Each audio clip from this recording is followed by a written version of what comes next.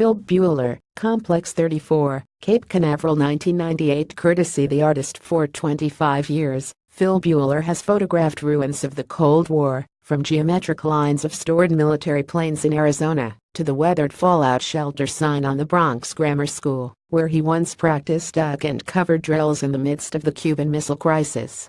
Those signs are still on thousands and thousands of public schools and buildings, and once you start thinking about them, you start noticing them everywhere, Buehler told Hyperallergic. In fact, there's one on the school right across the street from the gallery. That gallery is Front Room Gallery on the Lower East Side, where his photographs of abandoned silos, bunkers, and other Cold War relics are on view in Unthinkable. Phil Buehler, fallout shelter courtesy the artist, along with shots inside a shadowy Nike missile bunker near a New York City beach, a view to the sky from Complex 34 at Cape Canaveral built to prove American might in the space race, and an ominous row of Titan II missiles. The exhibition features a red telephone. Pick up the receiver, and visitors hear both John F. Kennedy's 1962 Cuban Missile Crisis speech and Donald Trump's much more recent Fire and Fury proclamation from August directed at North Korea. Although the missile bunkers are now empty and decayed, the fallout shelter signs rusted. The nuclear tension of the Cold War seems suddenly contemporary. The Cold War, space race, and arms race were all a part of my childhood that I thought I'd left behind when the Berlin Wall came down, but now I find myself thinking about it again, Buehler said.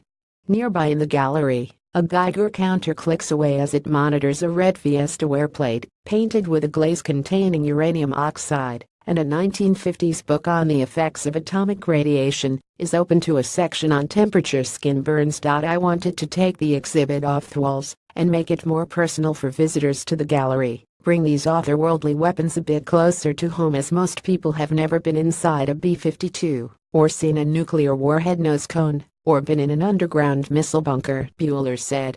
But we've all picked up a phone, and picking up the red dial-less one in the gallery. You might just think about how the security of the world could depend on just two people talking to each other. The photographer has documented modern ruins since 1973, when he rode to abandoned Ellis Island, before it was revamped as a museum, and has created series on sites like Greystone Park Psychiatric Hospital in New Jersey, demolished in 2015.